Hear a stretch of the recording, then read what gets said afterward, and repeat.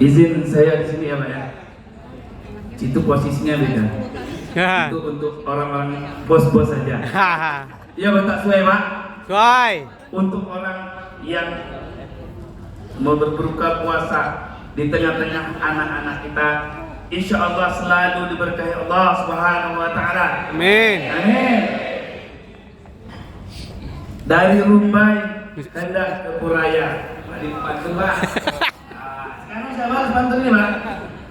Dari Rumbai hendak ke Puraya. Suai. Lewatnya jembatan baru. JNE luar biasa. Semakin jaya di Kota Pekanbaru. Amin. Amin. Besok ceramah ini mau panjang mau pendek? Panjang. Panjang tapi tak masuk. Gimana? Mana pilih? Pendek aja Pak. Yang pendek tapi masuk Pak. Ya. Singkat padat. Panjang ceramah tak masuk Pak, tak enak Pak. Ya. Tapi pendek ceramah yang masuk jadi barang tuh. Suai. Suai. Assalamualaikum warahmatullahi wabarakatuh. Waalaikumsalam. Saya sore hari ini berada bukan di tengah orang asing saya di bangsa saya. Mulai dari tokoh pemimpin yang depan menyambut karyawannya bukan seperti orang lain tapi sudah seperti keluarga Pak. Baru kali ini coba mana kotak bagi. Baru kali ini saya melihat pemimpin. Serius Pak. Bergetar hati saya melihatnya Pak. Baru kali ini Pak. Yang menyuruh kalian mana kotak, bukan mana posisi saya, mana duduk saya, bukan itu, tapi mana kotak mana, bagikan, memang luar biasa. Mudah-mudahan dibalas Allah dengan pahala yang berlipat ganda. Amin. Menjelang buka, dalam Al-Quran sudah dikatakan Allah, masalul ladzina yunfikuna amwalahum fi sabilillah. Bagaimana hukum orang-orang yang berinfak di jalan Allah?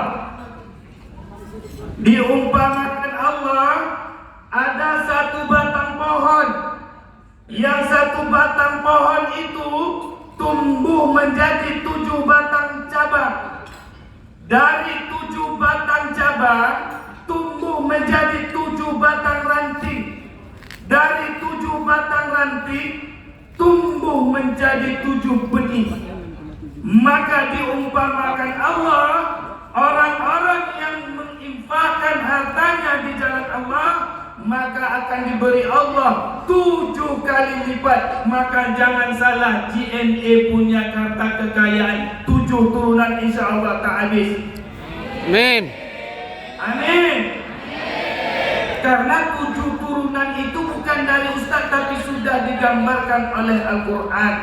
Maka 1 batang tumbuh 7 tangkai, dalam 7 tangkai tumbuh 7 ranting, dalam 7 ranting tumbuh 7 benih. Maka 7 benih itulah berkah dari Allah, dilipat gandakan menjadi 700 kali lipat. Amin ya rabbal. Hari ini tentang sedekah.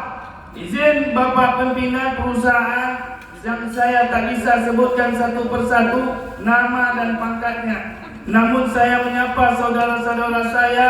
Mudah-mudahan dalam Islam kullu bani Adam khata' wa khairul khata'ina tawwabun. Setiap anak Adam ini punya dosa, punya kesalahan. Salah satu cara kita mendapat ampunan berbagi dengan anak yatim, berbagi dengan orang miskin, berbagi dengan anak-anak yatim kita. Kata Rasul, barang siapa yang mau bersamaku, orang-orang yang menanggung anak yatim, dia seperti 2 jari bersamaku di surga. Artinya Rasul dan kita kedudukannya sangat tinggi di dalam Islam. Apabila anak Adam mati, maka terputuslah amal ibadahnya kecuali 3 hal. Apa yang 3 hal. Yang pertama sedekah jariyah. Yang kedua doa anak yang soleh. Yang ketiga yang ilmu yang bermanfaat. 3 ini ada sedekah jariyah, ada doa anak yang soleh, ada ilmu yang bermanfaat, maka ini akan mengalir bagi orang-orang yang mau berinfak untuk orang-orang yang membutuhkan. Ramadan bukan ibadah rutinitas. Ramadan bukan ibadah tahunan. Bagi umat Islam yang menganggap Ramadan sebagai ibadah rutinitas, maka konsepnya salah. Ramadan hadir di tengah kita, merasakan bagaimana kepedihan saudara-saudara kita yang tak makan. Ini buat peraturan Pak, yang umat Islam dipotong gajinya Pak kalau dia buka puasa siang hari Pak. Setuju? Setuju Pak. Berarti itu Pak, karena dalam Islam Pak, hadir Ramadan bukan dituntut untuk berleha-leha, bukan untuk dituntut bermalas-malasan. Tak ada. Perjuangan bukan berarti mengorbankan waktu harus duduk-duduk berleha-leha. Jam puasa, disitulah nilai tambahan ibadah amal soleh yang diberikan Allah Subhanahu wa ta'ala. Ini Pak, mungkin karyawan bilang salah dengan ini salah mendatang Ustaz ini dia bela perusahaan apa ya ini? Ya Pak, Bu? Bukan. Hadirnya Ramadan sebagai ibadah tambahan kita adalah mengabdikan diri di semua tempat kita mencari nafkah, adalah bentuk tambahan amal ibadah kita kepada Allah Subhanahu wa ta'ala. Yang penting kita kedepankan pertama, innamal a'malu binniyat. Ramadan bukan hadir untuk membuat orang bermalas-malasan. Ramadan hadir bukan buat kita hanya untuk berleha, tapi Ramadan hadir menjadi rahmat. Karena hudal linnasi, di dalam Al-Quran Allah sudah katakan Al-Quran itu turun sebagai petunjuk. Di dalamnya ada Ramadan, di dalamnya ada infak, di dalamnya ada sedekah. Maka akhir dari Ramadan adalah menghantarkan pribadi kita masing-masing, la'allakum tattaqun, menghantarkan kita menjadi orang-orang yang bertakwa. Maka Ramadan di tengah kita hari ini bukan sebatas ibadah rutinitas, melainkan ibadah untuk mendapat ampunan dari Allah Subhanahu wa ta'ala. Jangan kaget ketika sebuah perusahaan dituntut hukum dengan sesuai dengan agamanya masing-masing, maka sudah dijamin Allah apabila suatu penduduk, suatu negeri beriman kepada Allah, tunduk kepada Allah, maka Allah akan curahkan rahmat, taufik dan hidayahnya, keberkahan suatu tempat. Tidak tertutup kemungkinan untuk perusahaan yang kita hormati ini. Amin ya Rabbal. Tentunya dimulai dari pribadi kita masing-masing, mengedepankan yaitu innamal a'malu binniyat.